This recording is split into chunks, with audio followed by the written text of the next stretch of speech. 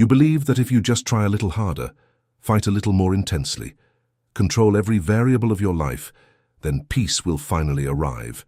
You plan, you calculate, you insist, you hold on tight to what is already leaving. You push doors that have already been locked from the inside, and still everything seems to slip through your fingers like wet sand. Most people interpret this as a lack of effort. They think they need to squeeze tighter. But Carl Jung observed something darker. What you call determination is often the ego's panic disguised as virtue. And the ego never builds paths. It only blocks with its own hands the doors that life would try to open if you had the courage to let go. What you will understand in this video is not a motivation technique. It is not a phrase to stick on your wall. It is a cold description of the mechanism by which you have been sabotaging your own life while believing you were saving it. And once this becomes clear, you will no longer be able to pretend you don't know. The first illusion is the most brutal, because it seems noble. You were taught that action is virtue and that stopping is weakness, that whoever rests loses, that whoever waits gets left behind. So you wake up tired and still push your body out the door. You smile when you want to cry. You answer messages you would rather ignore. You accept invitations that sabotage your peace. And you call this responsibility. It is not responsibility. It is fear dressed up as discipline. You do not act because you believe in what you are doing. You act because stopping would mean facing the silence, and in the silence dwells what you have spent your whole life trying not to hear. The ego understood that as long as you are busy forcing something, you will not notice how misaligned you are. So it creates urgencies, it creates projects, it creates relationships that were born dead, it creates fights where there was never a battle, all to keep you distracted from one simple and devastating question: what if the path you so fiercely defend is not yours? Jung said that the ego clings to control because it is terrified of the soul. The soul does not obey schedules. It does not follow spreadsheets. It does not apologize for changing direction. And for the ego, this is unbearable. So it builds a life full of goals, commitments, appearances, to have the illusion of being in charge. But whoever controls everything is not living. They are merely managing a prison where the jailer and the prisoner are the same person. Observe the pattern inside you. The need to respond quickly so as not to miss the opportunity. The obsession with handling everything so as not to seem weak. The silent fear that if you stop, everything will collapse. This fear is not yours. It was implanted at an age when you still didn't know how to defend yourself, and now you call it personality. It is not personality. It is conditioning in survival mode. Then there comes a moment when the machine begins to fail, and this is the most misunderstood moment of adult life. You notice that the same effort no longer yields the same result. You work the same hours, but the money slips away. You try to maintain the same connections, but people seem farther and farther away. You repeat the same rituals that once brought pleasure, and now only a polite emptiness remains where enthusiasm used to be. You wake up and your body is heavy before the day even begins. You look at your life and do not recognize the one who built it. Most interpret this as depression, as burnout, as spiritual weakness. And they run after supplements, quick therapies, motivational coaches who shout about discipline. But Jung would understand something else. He would say, your energy did not disappear. It merely refused to keep feeding a path that is not yours. The soul, when it discovers that it is being forced to live someone else's script, does something very simple. It withdraws the fuel. It stops sustaining enthusiasm. It lets the structure collapse from the inside, while the outside still pretends to be standing. That is why so many outwardly successful people wake up in the middle of the night with a nameless sadness. It is not failure. It is an internal veto. What you call creative block is often a strike of the soul. What you call procrastination is often wisdom in disguise. What you call a crisis is often the only way your deepest part has found to force you to look at what you had been ignoring for years. It is not punishment, it is a course correction. And here is the point that hurts. As long as you insist on reading these signs as problems to be solved, you will keep trying to fix what life is trying to dismantle. You will spend your last energy pushing a door that has already been closed from the inside by your own soul, so that you would be forced to look at another door that was open the whole time, but required courage to walk through. And it is precisely for this reason, because this is the exact point where most people get stuck and return to the old cycle, that I prepared the Code of Awakening for you. It is not a motivational course.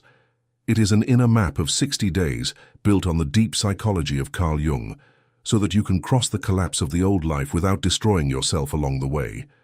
Every day you receive a short lesson, a key, a question, and a declaration to reorganize internally what your soul is already trying to reorganize externally. The link is in the first pinned comment below this video. If you made it this far, this is no coincidence. Leave a comment with the word accordé as a symbolic sign that you agree to start listening before a crisis is the only way to force you. Before any visible rupture, there is a silent language that most people spend their entire lives learning to ignore. It is the language of the unconscious, and it does not speak with words, it speaks with symptoms. It starts with a strange tiredness that does not go away with the weekend. Then comes an irritation with no clear reason, a disproportionate anger at small things. Next, a disinterest in activities that once defined you. Food loses its flavor. Conversations seem repetitive. Compliments that once nourished now cause discomfort. You look at people you love and feel an uncomfortable emptiness, without knowing how to explain where it comes from. The unconscious is knocking at the door. Jung said that what does not come to consciousness returns as fate. In other words, what you refuse to look at on the inside will hit you from the outside through a dismissal, a breakup, an illness, an accident, a brutal loss. Not because life is cruel, but because the psyche, when ignored for too long, needs to scream. And it screams through events. What we call bad luck is often just the unconscious demanding a listening that you refused. Observe. For how long did you feel that something was wrong at your job before you were fired? For how long did you know that that relationship had already ended on the inside before it ended on the outside? For how long did your body send signals before the illness showed up in the exam? You knew. You always knew. You just decided not to look, because looking would mean changing, and changing was scarier than continuing to suffer in silence. What most people call intuition is not a mystical gift. It is the voice of the unconscious summarizing in seconds what the rational mind would take months to admit. And when you silence that voice out of fear, it does not disappear. It only accumulates until it becomes an external event large enough for you to no longer be able to pretend. If this last paragraph hit like a mirror, don't let it pass. The Code of Awakening exists precisely so you don't have to wait for the final collapse to recognize the signs your soul has been sending for years. The link is in the first pinned comment below. You have a window open now. It may not be open at the next crisis. And here we arrive at the point no one wants to accept, but which changes everything once it is finally understood. There is a collapse that is not punishment. It is repair. You were taught to interpret losses as failures. If the relationship ended, you failed. If the job fell through, you weren't good enough. If the project stalled, you miscalculated. And with that reading, you panic and immediately try to rebuild the same kind of structure that just came down. You start dating someone with the same profile. You accept a job similar to the one you lost. You restart a project almost identical to the one that failed. And you wonder why life keeps repeating the same pain with different names. It's not life that repeats. It's you who rebuilds. Jung understood collapse as an alchemical process. Before any real transformation, something must be dissolved. Not partially reformed, dissolved. Because what you are now was built on foundations that no longer support who you are becoming. And the soul does not ask your permission to grow. It simply begins demolishing everything that hinders that growth, and you, in the midst of the rubble, call it tragedy. It is not tragedy. It is controlled demolition. The right person didn't abandon you. They were removed from your path because beside them, you would never have had the courage to become who you need to become. The job didn't expel you. It freed you from a well-paying prison. The city didn't expel you. It merely ended its contract with you. Each of these ruptures is a surgery, and every surgery hurts, even when it's meant to save your life. The fatal mistake is to resist the demolition, to cling to the rubble as if it were still a home, to spend months, sometimes years, mourning what fell, without realizing that it fell precisely so that something true could be born. You did not lose. You were released. Only this freedom came wrapped in pain, and you learned to read pain as a sign of error, when in fact it is often the non-negotiable price of a course correction. There is a part of you that knows this. Even now, as you listen to this, something inside agrees in silence, even if the mind resists. It is the soul recognizing its own voice after years of exile. When the collapse is finally accepted and control is released, something strange begins to happen. And this is the moment when Jung steps away from common psychology and enters a territory many prefer not to look at. You start noticing coincidences. Small at first, the right person appearing on the day you almost gave up. A book falls from the shelf exactly at the chapter you needed. A random conversation brings the answer to a question you didn't even have the courage to ask. A number, a sign, a phrase you've already heard 3 times in a week. The rational mind dismisses it as chance, but Jung gave it a name, synchronicity. Synchronicity is not magic. It is the manifestation of an inner order that has begun to reflect itself in the outer order. While you were forcing things, you blocked these signs. You were too busy pushing, running, demanding, to notice what life had been quietly offering beside you. It's like trying to hear a whisper in a screaming stadium. Not that the whisper didn't exist, it's that you had placed yourself somewhere where it was impossible to hear. When the ego stops shouting, the world starts speaking again. And then begins what many call luck, but what Jung would understand as reintegration. The opportunity appears at the moment you had already stopped chasing it. The right person shows up when you had already stopped searching. The idea arrives when you were no longer trying to force it. This is not chance, it is consequence. Life was always trying to hand you what was yours by inner right. You were busy defending what was not yours, simply because it was familiar. And the familiar, to the ego, always seems safer than the true. That is why so many people choose to repeat a known pain, rather than risk an unknown peace. What many call God's sign is this. It is not a lightning bolt in the sky. It is not a shouting voice. It is the silent coincidence, too intelligent to be denied. It is the invisible stitching between what happens inside and what happens outside, and it only becomes visible to those who have stopped trying to stitch everything on their own. And if you have made it this far in the video, this is already a synchronicity, even if your rational mind prefers to deny it. Nothing is random for those who have stopped running. O Código do Despertar exists to transform these scattered perceptions into a concrete 60-day path, with daily lessons based on Carl Jung, exercises in inner listening, and a system for you to record on paper the signs your soul has been sending and that the routine erased. There is a price for continuing to ignore that voice, and that price is always paid in lost life. The link is in the first pinned comment below. The decision cannot be postponed until the next fall. Choose now while it is still a choice, and not merely a consequence. And we finally arrive at the sign that no one notices, because it is the quietest of all. Most people expect divine guidance to come in the form of noisy success.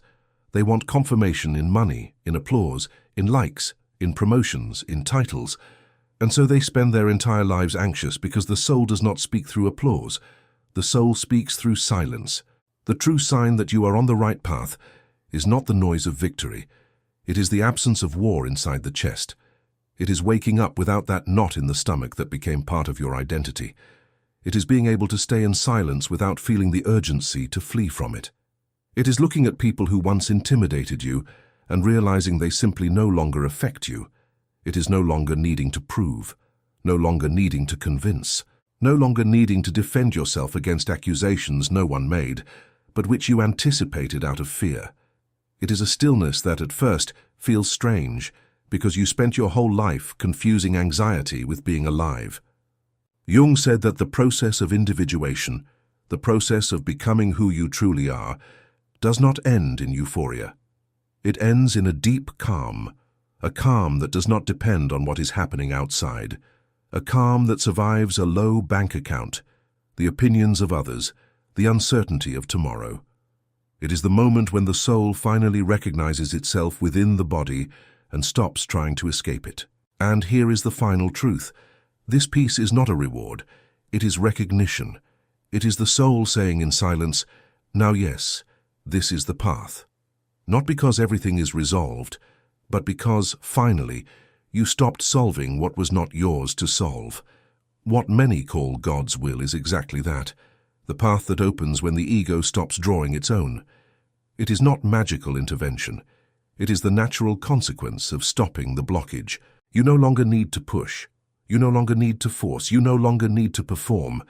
You only need to stop sabotaging with your own hands what life had been trying to deliver to you in silence. And here, finally, the real decision happens. You can close this video, go back to pressing the same locked doors, start again tomorrow the same fight against the same wall, and call it determination.